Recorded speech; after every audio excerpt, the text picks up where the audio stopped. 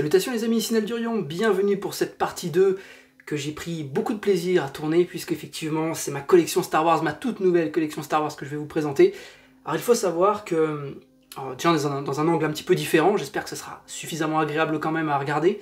J'avais pas trop le choix parce que tout est déjà rangé, pas forcément trié mais rangé. Je ne sais pas trop par quel bout commencer, donc on va y aller à tâtons. Mais sachez qu'auparavant, je possédais 70% de la collection Star Wars chez Delcourt. Et arrivé un jour, j'ai décidé de tout vendre pour faire de la place pour d'autres choses et tout. Et je m'en suis énormément voulu. Ça a été l'une des premières fois où je me suis séparé d'une collection et en fait ça a déterminé la suite. C'est-à-dire qu'aujourd'hui j'ai beaucoup de mal à me séparer de ce que je possède. Et généralement quand je vends quelque chose, une série ou quoi que ce soit dans ce style, c'est quand vraiment j'ai eu une déception, ça m'a pas vraiment complètement convaincu, etc. Mais vendre quelque chose que j'ai aimé, c'est terminé depuis Star Wars. Alors je vous propose qu'on commence déjà par le début finalement, avec deux omnibus que je me suis procuré sur le mois de mai, à savoir déjà le premier qui retrace les années Marvel pour Star Wars, donc 1977 à 1981. Je l'ai eu en version collector, donc c'était sur Le Bon Coin, un mec qui le vendait, magnifique. C'est un beau bébé, hein. Il y a 300 exemplaires, oui c'est ça, c'est les tirages collector de chez Panini. Et puis vous avez derrière effectivement tout ce qu'il contient. Alors c'est du Legends évidemment, puisque vous le savez, alors il n'y a pas le bandeau, mais sur le deuxième, vous allez le voir, il y est. Voilà, toujours sous blister. Le bandeau légende que je vous expliquais. Et donc ça forcément, ça veut dire que ce n'est pas canon. Pour autant, est-ce que c'est une mauvaise lecture? Eh bien, tout le contraire. Enfin le 2 je ne sais pas, mais le 1, c'est quand même des choses plutôt sympas. Alors, au niveau du collector, je sais que certains se posent la question. Il faut savoir qu'au départ, Panini nous faisait des versions collector où la jaquette était le seul élément collector du bordel. Et la couverture en dessous, en rigide, était toujours celle de la version qu'on retrouvait en librairie. Eh bien, ce n'est plus le cas depuis quelques temps. Maintenant, la jaquette et la couverture rigide sont en fait de pair.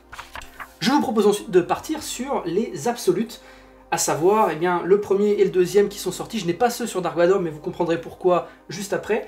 Ceux sur Star Wars sont intéressants puisqu'en fait ils vont jusqu'au chapitre 37 de la série principale, donc qui est canon quant à elle. Voilà, donc c'est un beau bébé évidemment, ça doit faire dans les 500, plus de 500 pages. Alors si j'arrive à vous le sortir c'est mieux. Voilà, de toute façon c'est la même chose que ce qu'on voit, vous voyez. Skywalker passe à l'attaque, ouais, franchement ça fait bien 500 pages, même plus. Hein. C'est super beau. Donc voilà, ça c'est la série principale. Je sais pas si j'ai les... si voilà. C'est la série de 2015, ça va du 1 au 20. Vous avez également Vader Down et quelques épisodes de la série principale Dark Vador, donc ça fait des doublons avec ce que j'ai. C'est pas très grave, de toute façon on va pas faire des chichis quand on achète du gros comme ça. Le deuxième, ça va donc jusqu'à 37 normalement. Cet album contient les épisodes Star Wars 2015, toujours. Donc 2015 en fait c'est quand Marvel a repris la série canon finalement. Et donc ça a commencé, vous le savez, j'ai déjà donné les informations sur la vidéo Star Wars. Et bien oui, ça a commencé en 2015 avec les premiers épisodes. Et donc ça s'arrête, ça va de 21 à 37. Ça contient les annuals 2 et 3.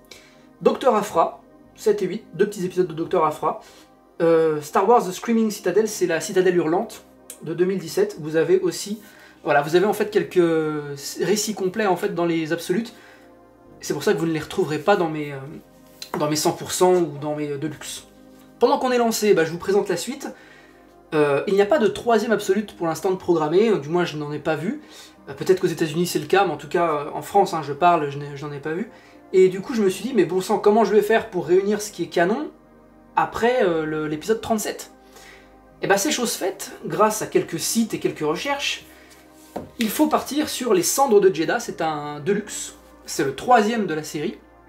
Les Cendres de Jedha, en fait, ça reprend au 38. Si vous vous souvenez bien, l'Absolute 2 finissait au 37. Donc là, vous n'avez même pas de doublon. Vous partez direct de 38 à 49.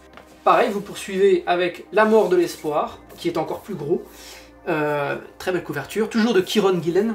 Parce que je vous l'ai pas dit, mais ça a switché entre le scénariste ici et là, c'est plus le même. Vous aviez du Aaron par ici, et là donc on part sur Kieron Gillen. C'est pour ça qu'à mon avis, un Absolute verra le jour, un troisième opus, avec cette fois-ci Gillen au scénario. Je pense que Peut-être un absolute suffirait pour réunir ces deux. Ah, ça fait gros, ça fait peut-être un peu gros. On verra si Panini nous fait quelque chose. En tout cas, dans ce 4e et dernier Deluxe pour l'instant, bah non, il n'y en aura pas d'autres. En tout cas, de Kieron Gillen, parce qu'il s'est arrêté à ce moment-là. Ça s'arrête au 67, hein. Ça prend de 50 à 67. Le précédent finissait à 49. Donc là, vous avez tout le run de Gillen. Ensuite, le flambeau est passé à Greg Pak, avec ses 2 tomes-ci. On a Greg Pak et Phil Noto au dessin. En tout cas, ça suit bien la logique que je vous ai indiquée, à savoir que cet album contient les épisodes 68 à 72. Le 4e, comme je vous disais, se terminait à 67. Donc là, on a vraiment toute la continuité dans différents formats, mais vous le savez, hein, pour moi qui ne suis pas complètement formaté justement à toutes ces histoires de formats, vous voyez, j'ai aussi bien de l'absolute que du deluxe et du 100%. Ça me pose aucun problème du moment qu'en fait j'ai tout le récit. Il n'y a aucun problème. Et honnêtement, ne vous formalisez pas autant. Sinon, c'est trop contraignant. Vous allez quoi? Vous allez attendre qu'un Deluxe pop à 36 € pour réunir, je sais pas, le travail de Greg Pak. Et là, vous avez 2 petits 100% que j'ai eu pour 20 € les deux. Honnêtement, faut se laisser tenter. Hein, tant pis pour le format. En plus, ça va. Les dos sont tous suffisamment unifiés pour que ça soit pas moche dans une bibliothèque. Vous avez un noir un peu brillant avec des étoiles. À chaque fois, avec toujours la typographie Star Wars en jaune et noir, enfin jaune avec bordure noire, donc c'est super. Ensuite, vous avez la nouvelle série, et c'est là où on va rentrer dans le vif du sujet. Vous avez Star Wars, La Voie du Destin qui commence, le run de Charles Soule. Et moi, vous savez, Charles Soule, c'est quelqu'un que j'aime énormément, puisque c'est lui, j'allais vous montrer un roman, mais non, je l'ai en format numérique, c'est lui qui a initié en fait la période Haute République, avec un excellent roman qui s'appelle La Lumière des Jedi, j'en ai parlé dans ma vidéo Star Wars sur ma chaîne. Donc voilà, Charles Soule, c'est un scénariste que j'apprécie beaucoup, et bah justement, c'est son run qu'on voit ici, en 4 numéros, donc c'est 400%.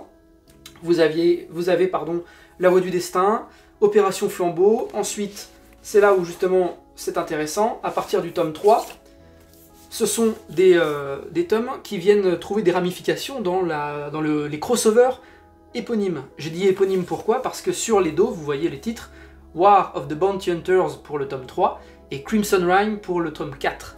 Et justement, c'est là où c'est important, c'est qu'en fait, pour tout comprendre, eh ben, il vous faut aller taper aussi dans ce fameux crossover, enfin ces fameux crossovers. Ces crossovers sont juste ici, moi je les prends toujours en softcover, hein, comme pour les X-Men, War of the Bounty Hunters, maintenant, je les ai toujours pas lus. Hein. Il faut savoir que moi, chez Delcourt, c'était surtout, parce que je vous montrerai après, parce que je les ai rachetés en Panini, c'était surtout du récit légende, en fait. Genre l'héritage, enfin ce qu'on appelait Legacy à l'époque, la genèse des Jedi, enfin toutes ces choses-là. Là, c'est vraiment du récit canon, ce sont des choses complètement nouvelles pour moi, et j'ai extrêmement hâte de me plonger là-dedans. D'ailleurs, ça fera l'office de plusieurs épisodes qui viendront s'inscrire dans ma playlist éponyme Star Wars, enfin l'univers en comics, et vraiment, j'ai hâte de vous en parler, franchement. Et là, vous vous dites peut-être, mais pourquoi Star Wars sur le mois de mai? Eh ben, vous connaissez cette fameuse phrase « May the Force be with you ».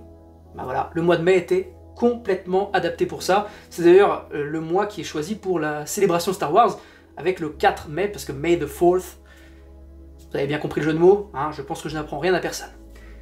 Justement, j'avais commencé à vous parler un petit peu des crossovers. Le premier de ces crossovers, c'est War of the Bounty Hunters, que j'ai ici en 5 tomes. Alors j'en ai un en collector parce que je l'ai payé 4 €, mais vraiment 4 €, parce qu'il est un petit peu abîmé. Voilà, il est un tout petit peu abîmé, je cherche où, hein. Ouais, ah oui, d'accord, ok, voilà, il a un petit peu grignoté, je pense qu'il s'est pris un coup de blaster, mais bon, ou alors il s'est fait peut-être découper au sabre laser, je sais pas. Mais bon, le récit, lui, est entier. War of the Bounty Hunters, voilà, qui se conclut ici avec ce 5e tome, et ensuite on embraye avec Crimson Rime.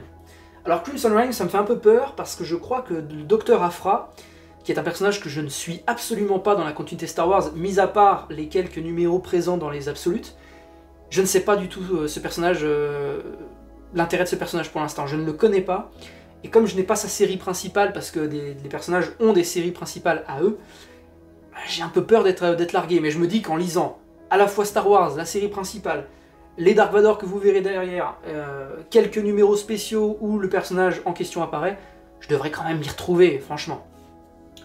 Donc Crimson Reign, bah justement sur la jaquette, vous voyez ce Docteur Aphra avec l'empereur Evador en fond. C'est j'ai hâte d'arriver à ce crossover parce que je sais pas, ça doit être le visuel hein, encore une fois qui m'attire. J'ai beaucoup de bonnes vibes avec Star Wars en ce moment. Et je me dis, alors j'ai terminé un Jedi Survivor sur PS5, j'ai été un petit peu déçu, je vous avoue. Surtout sur la partie technique, qui était aux fraises littéralement sur la PlayStation, j'ai pas compris. Alors sur PC, il paraît que c'est encore pire. Enfin bon, je suis pas là pour tester les jeux, mais voilà, c'était sympa parce que surtout vous avez des petites, même des grosses références à la Haute République dans ce Jedi Survivor. Et je trouve ça super que ce soit à ce point cross-média finalement Star Wars aujourd'hui. Effectivement, on a les productions en série qui sont d'une qualité, moi que je trouve vraiment extraordinaire pour de la série, franchement. Le budget, c'est hallucinant. En termes de scénario, d'enjeux, etc., là par contre c'est peut-être un petit peu plus faible parce qu'on sait un petit peu là où s'inscrivent les séries, on sait ce qui va se passer après finalement, donc ça nous enlève un petit peu d'attente et ça réduit un petit peu les enjeux justement dévoilés dans l'intrigue. Moi j'apprécie énormément, je suis quelqu'un qui a beaucoup aimé le livre de Boba Fett, je sais que pourtant il n'a pas fait l'unanimité, j'aime beaucoup Andor, j'en suis à l'épisode 6, donc il m'en reste plus qu'un je crois. Il y a une saison 2 qui devrait arriver, on a l'excellent The Acolyte qui va arriver, qui va être incroyable, puis sans parler d'Ahsoka, enfin je veux dire on est régalé franchement sur ce côté-là. Les films on verra plus tard, je crois que 2 films ont été annoncés pour 2026, on verra de quoi ça traite. J'aimerais qu'ils s'émancipent un petit peu de toute cette saga Skywalker parce que c'est bon, on a compris. Il y a d'autres gens que les Skywalker sur la galaxie, il y a d'autres choses je pense à développer. Pour autant, dans l'univers canon on est encore bien avec les Skywalker. Et honnêtement, si vous trouviez que Luke il était un petit peu mollasson dans les films, lisez les comics. Lisez les comics, vraiment, c'est exceptionnel. Et d'autres personnages qui sont maltraités dans les films, je pense notamment à Poe Dameron, dont j'ai les 3 de luxe. Poe Dameron, l'escadron Black, c'est un petit peu le Luke Skywalker des débuts, Poe Dameron. Il est excellent pilote, et il a un petit peu presque je sais pas, une aura... il est intriguant comme personnage, et pourtant dans les films, pas du tout. À l'image de Finn, par exemple, Finn avec sa romance avec Rose, c'est des personnages dont on se fout royalement dans les films, enfin je suis désolé, mais moi je m'en fous complètement, quoi. Je pense notamment à la scène du casino dans The Last Jedi, qui est sans doute le pire film de la saga. Non, c'était pas possible, quoi. C'est quoi, vous voulez vendre des jouets, en fait? Je sais pas. Bref, Poe Dameron, série de 2016, moi je trouve que c'est exceptionnel. En plus c'est encore par Charles Soule, donc comme je vous disais, hein, tout en deluxe, des beaux bébés. J'ai les 3, donc j'ai tout. Le nouveau crossover qui est arrivé, parce que voilà, j'ai fait un petit interlude avec Poe Dameron, le nouveau crossover qui a commencé en mai justement, c'est Hidden Empire. Alors là, pareil, toujours le Docteur Aphra en couverture, ça c'est quoi, c'est le premier numéro. Il y a le prologue, hein, que j'ai ici, qui doit sans doute aller récupérer des numéros à droite à gauche de mes séries principales éponymes, hein, donc Crimson Reign. On verra, en tout cas je compte lire le prologue même si c'est des doublons, et ensuite vous pouvez attaquer avec ce premier tome, toujours en soft cover, franchement vous payez ça 16 balles, moins 5% avec la Fnac, c'est royal. Si vous pouvez les choper d'occasion comme ils sont sortis maintenant, foncez. Voilà pour tout ce qui est crossover en tout cas, avec bien sûr Poe Dameron que je vous ai présenté. J'ai gagné un concours incroyable, c'est le deuxième concours que je gagne sur une période de 2 mois. Un concours par mois, je trouve ça super, jusqu'à l'euro million ce serait fantastique. J'ai Panini qui m'a envoyé les 6 tomes hein, de la collection printanière Star Wars. Donc Luke Skywalker passe à l'attaque, un beau doublon avec mon, mon Absolute. Dark Vador, Obi-Wan et Anakin réceptifs et hermétiques. Dark Maul, fils d'Atomir, que je dois déjà avoir dans une collection Carrefour. Chewbacca, les mines d'Andelm, alors ça je vous avoue que j'ai pas de grande attente là-dessus. Et Dark Vador, cible Vador, que j'ai déjà dans un Absolute. Bon, je vais les garder parce que je suis complétiste cinglé. Oui, on dit maladif, mais à mon niveau, c'est pire que ça. Et puis, de toute façon, c'est gratos, c'est cadeau. Je me vois pas garder un tome 3 comme ça, isolé. Je vais tout garder, ce sera aussi bien. Là, on a quelques petites choses isolées. Star Wars, les ruines de l'Empire, c'était en fait le prologue, le comics prologue au premier film de la post-logie, donc le réveil de la Force. J'ai pas forcément aimé ce récit-là. Je vous en parle là parce que ça fait un bout de temps que je l'ai, celui-ci. Parce qu'en fait, Poe Dameron, dedans, on apprend que ses parents avaient un lien avec la Force, Et quand on voit que le personnage, comment il est développé par la suite, on se dit mais bon sang, mais à quel moment c'est un prologue ce truc-là. En fait ça nous vend du rêve par rapport à ce que sera vraiment la postlogie. Voilà, c'est ça que vous devrez retenir. Dommage. Par contre, l'ascension de Kylo Ren, c'est sans doute ma prochaine lecture, je vous en ferai une review, parce que moi c'est un personnage que j'adore, je sais, il ne fait toujours pas l'unanimité, mais essayez de vous sortir Adam Driver de la tête, et vous verrez que le personnage est beaucoup plus intéressant que juste un mec avec un gros pif et des grandes oreilles, vraiment. Donc l'ascension de Kylo Ren, prochaine lecture.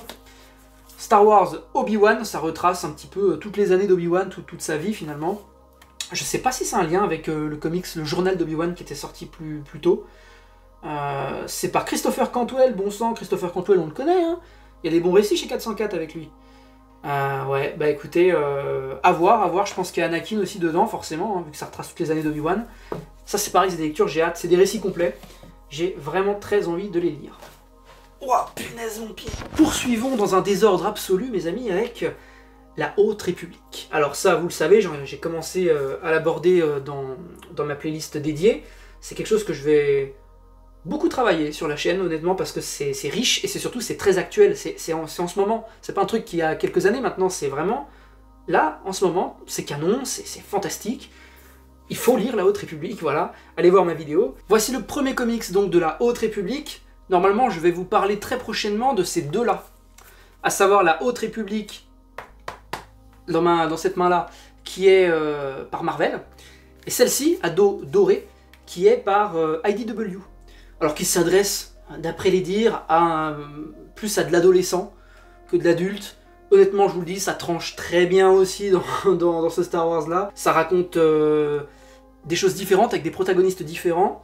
Mais ça se passe vraiment sur la même période. En fait, les comics aboutissent tous, à chaque fois, au même repère chronologique de la Haute République. Donc c'est hyper intéressant à suivre en parallèle. Vous avez 3 tomes, pour l'instant, de la Haute République Marvel, avec un tome non numéroté, qui est un hors-série, tout simplement, que vous pouvez lire, je crois, au début de la phase 2, mais ça, j'y reviendrai sur ma chaîne, sur ma playlist. Pareil pour la Haute République Aventure, donc ceux de IDW, vous avez 3 tomes et un hors-série, pareil que vous pouvez lire un peu quand vous voulez au niveau de la timeline. Pour les gars, il fait 29 degrés dans la pièce, c'est pas que la force soit avec moi, c'est que la climatisation soit avec moi, vraiment, c'est de ça dont j'ai besoin là aujourd'hui. Le Star Wars, le réveil de la clim, c'est ça qu'il me faut là. Putain, c'est incroyable. Continuons envers et contre toute cette chaleur, avec quelque chose d'absolument fantastique, et c'est peut-être avec ça que je vous donnerai envie de vous lancer en Star Wars. Ce sont les récits, encore Kieron Gillen, Kieron Gillen que j'adore, Star Wars Dark Vador, là c'est des très très beaux de luxe, il y en a 2, vous avez la série complète, avec ce Deluxe là et le deuxième, donc Dark Vador 2015, épisode 1 à 12. Ok, ça c'est le premier, par Kieron Gillen. Ensuite vous avez la guerre Shu-Torun, qui est juste ici, toujours donc par Kieron Gillen, c'est le deuxième Deluxe qui vient conclure son run avec Dark Vador. On poursuit cette fois-ci avec mon magnifique Charles Soule, avec Dark Vador, le Seigneur Noir des Sith, sous-titre de ce nouveau run. Premier tome, très très beau, hein. Alors, franchement, putain, c'est magnifique. Mais tout ça, ça fera l'objet d'épisodes, ne vous inquiétez pas. C'est vraiment quelque chose dont j'ai envie de vous parler. La forteresse de Vador, pareil, deuxième et dernier tome du run de Charles Soule, épisode 13 à 25, le précédent c'était de 1 à 12. Ça se conclut dans le même nombre d'issues que la première série. Nous venons de terminer 2 runs sur Vador, et bien la nouvelle série qui a commencé en 2020 ou 2021 par Greg Pak. Greg Pak, vous voyez, c'est des scénaristes qui sont partis d'une série à l'autre, finalement, mais toujours dans le même univers. Donc ça c'est très très bien parce que ça leur permet d'aller travailler différents aspects et surtout de ne pas avoir d'incohérence. C'est eux qui sont aux commandes sur toutes les séries. Ils font leurs petites affaires et après ça passe à quelqu'un d'autre qui lui aussi va faire pareil, va aller naviguer sur toutes les séries. C'est extrêmement bien de faire ça. Et donc là vous avez la série Dark Vador de 2020, 1 à 5, ça a été reboot. Vous avez aussi un récit tiré du one-shot Star Wars Empire Ascendant. Voilà, la série de Greg Pak, donc ça c'est la plus récente que vous pouvez trouver sur le personnage. J'ai pour l'instant 4 tomes, et à l'image de ce que je vous ai montré tout à l'heure sur la série principale Star Wars, vous avez le 3e et le 4e tome qui sont sous-titrés des mêmes noms que ceux des crossovers, à savoir War of the Bounty Hunters et Crimson Reign. Voilà pour tout ça. Ah oui, cela j'en ai pas parlé, c'est Star Wars Bounty Hunters et non pas War of the Bounty Hunters, vous comprendrez justement après pourquoi. Là on suit une escouade de mercenaires finalement, donc c'est quelque chose qui est parallèle à tout ce qui se passe dans les autres séries. Ça a l'air très très cool, je sais pas du tout quoi en penser pour l'instant, mais moi ça me chauffe de fou, rien que la couverture, hein, je vous le dis, ça me chauffe de dingue, je vois Boba Fett dessus, je suis hypé. Tout comme les autres séries, le tome 3 et le tome 4 de Bounty Hunters, ce sont également des récits qui trouvent leur ramification dans les récits crossover. War of the Bounty Hunters et Crimson Reign sur le dos, encore une fois. Vous voyez, c'est quand même beaucoup plus simple que les super-héros chez Marvel, non? Voilà les amis, nous attaquons cette fois-ci quelque chose qui va aller plutôt vite, parce que j'ai des gros bébés à vous présenter, et je me dis que ça sert à rien de trop s'étaler là-dessus, parce que automatiquement j'en ferai des épisodes, comme à peu près tout ce que vous avez pu voir. Mais là c'est du lourd. C'est du lourd parce que j'ai tout simplement réuni tous les Epic Collection qu'ont sorti Panini pour finalement republier ce qu'avait fait Delcourt en leur temps. Ça c'est le plus récent d'entre eux, la Genèse des Jedi tome 1, donc il y en aura un deuxième, et la série sera complète à ce moment-là. Alors moi les Epic Collection j'adore, je les prends tous en softcover, hein, vous le savez j'adore le softcover. Donc là on est retombé sur le Legends, hein, ok? On n'est plus dans l'univers canon, par contre c'est vraiment canon justement, c'est super. La Jeunesse des Jedi, si vous voulez lire quelque chose de différent sur Star Wars, et ben tout simplement les tout premiers Jedi qui ont existé, qui avaient des lames, genre des katanas, des choses comme ça, il n'y avait pas de lames laser, quoi que ce soit, même pas de vibro-lames non plus, c'est top, ça c'est vraiment excellent.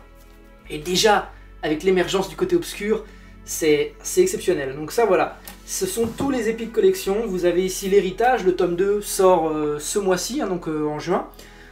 Pareil, ça c'est très très bon. Enfin tout ce que je veux vous présenter là est vraiment très très bon. La guerre des clones en deux, d'ailleurs je les avais mal rangés. Ça me permettra de rectifier ceci. Voilà, la guerre des clones. Ensuite on a la menace révélée, en Epic Collection. Vous avez l'Ancienne République, alors ça c'est extrêmement bien. Là vraiment vous vous régalez avec ça. L'Ancienne République, le deuxième est encore plus gros, bon sang. Là c'est des mini-omnibus hein, les trucs, hein, franchement. Hein. Et pour le prix, 28 €. 28 €, vous avez cette pagination là. Eh ben pour une fois je vais dire du bien de Panini les gars. Moi j'ai eu des Chronicles chez Urban il n'y a pas longtemps. Bah 39 € le flash là. Pff, ça fait mal hein. Alors oui il y a une pagination qui est plus élevée, je crois qu'on arrive presque à 500 pages. 39 €, un truc en softcover. Aux finitions qui parfois laissent un petit peu à désirer. Bon, c'est une collection qui est très bonne, je n'ai rien à dire là-dessus, mais ça commence à faire mal de sortir, ouais, quasiment 60% du prix d'un omnibus, quoi. Poursuivons avec Star Wars l'Empire, tome 1 et l'Empire, tome 2. Alors c'est ça vraiment, je vous le dis, hein, les Epic Collections, s'il y en a autant aujourd'hui qui existent avec avec Spider-Man notamment, avec quelques X-Men et d'autres qui arrivent bientôt, c'est parce que les Epic Collections Panini Star Wars ont cartonné. Littéralement, elles ont cartonné. Alors vous avez toujours les traditionnelles versions collector en rigide et tout. Vous payez ça 4 € de plus, ça fait mal. Et c'est pas nécessaire, il suffit de bien les entreposer pour pas trop les abîmer. Star Wars La Nouvelle République, voilà, ça c'est mon dernier épique pour terminer tout ça. Le reste, c'est des romans de la Haute République. Avec le bleu là, c'est la phase 2 en fait de Star Wars La Haute République. Ça se situe 150 ans avant les événements de la Haute République. C'est un prologue à tout ce qu'on a lu là-dedans. Donc il ne faut pas commencer par ça, parce que sinon vous n'allez pas avoir toutes les références. Mais c'est sympa, on a un petit peu la même construction que les films, c'est cool. Voilà les amis, j'ai omis de vous parler de la collection Carrefour qui est là. Et en fait, c'est quand même un petit peu important que je l'évoque, parce que il faut savoir que mon beau-père, que je salue au passage s'il passe par cette vidéo, il m'a offert les 4 premiers Star Wars en collection printanière, Carrefour, etc. Et je me suis dit, bon sang, qu'est-ce qu'il vient de faire? Mais qu'est-ce qu'il vient de faire? Il vient de me lancer sur Star Wars. Eh bien oui, j'ai décidé de reprendre toute ma collection Star Wars quand il m'a offert ces 4 premiers tomes qui sont là. Alors, vous savez, c'est ceci en fait, hein, tout simplement. C'est top, c'est vraiment top. Moi ça, ces opérations-là, à chaque fois je tombe dedans, hein, pour toutes les autres séries chez Marvel, je tombe dedans à chaque fois, ça vaut vraiment le coup pour les prix, faut pas s'en priver. Ça a ravivé en moi la force de complètement remplir cette galaxie de Star Wars. Voilà les amis, c'est tout pour moi. Bon bah je suis explosé par la chaleur, donc je vais m'arrêter là. De toute façon, je vous ai tout présenté. Comme vous pouvez le voir, le mois de mai était assez balèze. Alors je vous rassure, le mois de juin est plus calme. Vraiment, parce que là on en est là au moment où sortira cette vidéo, je pense qu'on sera déjà mi-juin. Je serai encore en congé à ce moment-là. Et honnêtement, j'ai été plus soft. Vraiment, j'ai vraiment été plus soft. Et je blague pas, hein. J'ai des beaux titres à vous présenter pour ce mois de juin, mais ce sera pas aussi... il n'y aura pas de 2 parties, voilà, pour faire simple. Merci à tous de m'avoir suivi pour ces 2 vidéos Achat Comics du mois de mai. Et on se dit donc à très vite pour les prochaines reviews à venir. Normalement Armor Clads, que j'aurai lu pendant mes congés. J'espère que c'est cool. Et puis ce sera d'ailleurs le premier récit Valiant que dont je vais vous parler. Je ne sais pas si c'est le plus pertinent comme ça de prime abord, mais on verra. Et puis on se dit à très vite pour la suite aussi de Star Wars avec l'épisode 1 qui est déjà prêt. Et puis Alien qu'il faut que je monte. Je l'ai tourné, il faut juste que je le monte, mais j'arrive pas à me mettre dedans. Bref, chaque chose en son temps comme on dit. Hein. Merci à tous, passez de bonnes vacances d'été si c'est le cas. Allez vous baigner, achetez des clims, faites tout ça et lisez beaucoup, beaucoup, beaucoup de comics. C'est très important. Ciao les amis!